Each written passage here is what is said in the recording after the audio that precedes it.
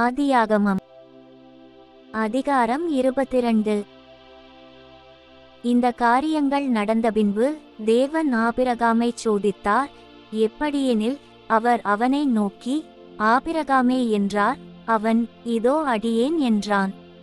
அப்பொழுது அவர், உன் புத்திரனும் உன் ஏகசுதனும் உன் நேசகுமாரனுமாகிய ஈசாக்கை நீ இப்பொழுது அழைத்து கொண்டு மோரியா தேசத்துக்கு போய், அங்கே நான் உனக்கு குறிக்கும் மலைகள் ஒன்றின் மேல் அவனை தகனபலியாக பலியிடு என்றார்.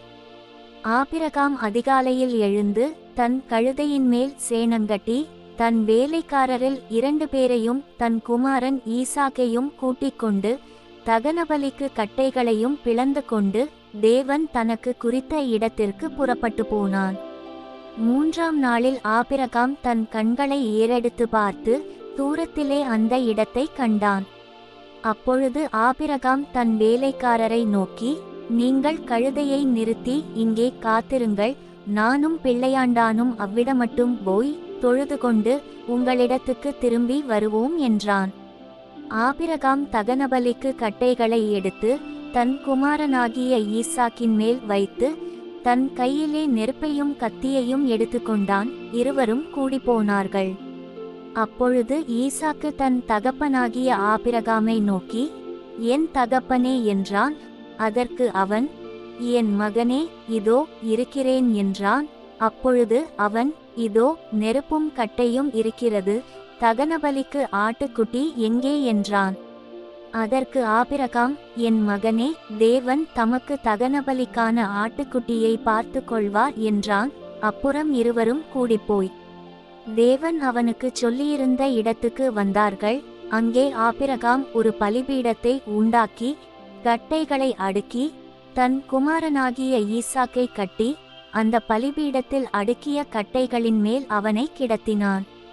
பின்பு ஆபிரகாம் தன் குமாரனை வெட்டும்படிக்கு தன் கையை நீட்டி கத்தியை எடுத்தான். அப்பொழுது கர்த்தருடைய தூதனானவர் வானத்திலிருந்து, ஆபிரகாமே, ஆபிரகாமே என்று கூப்பிட்டார். அவன், இதோ அடியேன் என்றான்.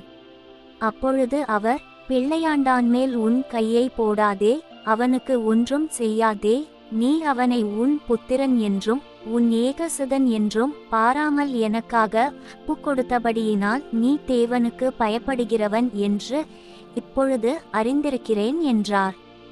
ஆபிரகாம் தன் கண்களை ஏறெடுத்து பார்க்கும்போது, இதோ பின்னாக புதரிலே தன் கொம்புகள் சிக்கிக்கொண்டிருந்த ஒரு ஆட்டுக்கடாவை கண்டான். அப்பொழுது ஆபிரகாம் போய் கடாவை பிடித்து அதை தன் குமாரனுக்கு பதிலாக தகனபலியிட்டான். ஆபிரகாம் அந்த இடத்துக்கு ஏகோவாயீரே என்று பெயரிட்டான். அதனாலே கர்த்தருடைய பர்வதத்திலே பார்த்து கொள்ளப்படும் என்று இந்நாள் வரைக்கும் சொல்லப்பட்டு வருகிறது.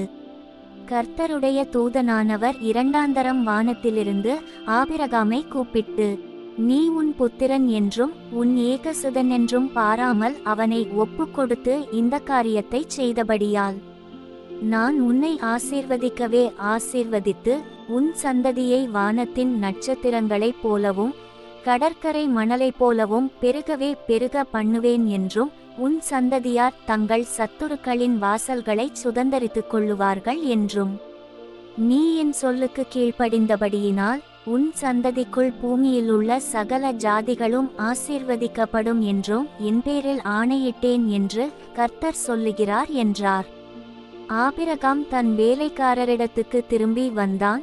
அவர்கள் எழுந்து புறப்பட்டு ஏகமாய் பெயர்ச்செபாவுக்கு போனார்கள். ஆபிரகாம் பெயர்ச்செபாவிலே குடியிருந்தான். இந்த காரியங்கள் நடந்தபின்பு ஒருவன் ஆபிரகாமிடத்தில் வந்து, மில்க்காளும் உன் சகோதரனாகிய நாகோருக்கு பிள்ளைகளை பெற்றாள். அவர்கள் யாரென்றால், முதற்பேரான ஊத்ஸ், அவன் தம்பியாகிய பூஸ், ஆராமுக்கு தகப்பனாகிய கேமுவேல், கேசேத், ஆசோ, பில்தாஸ், இத்லா, பெத்துவேல் என்பவர்கள். பெத்துவேல் ரெபெக்காளை பெற்றான் என்று அறிவித்தான்.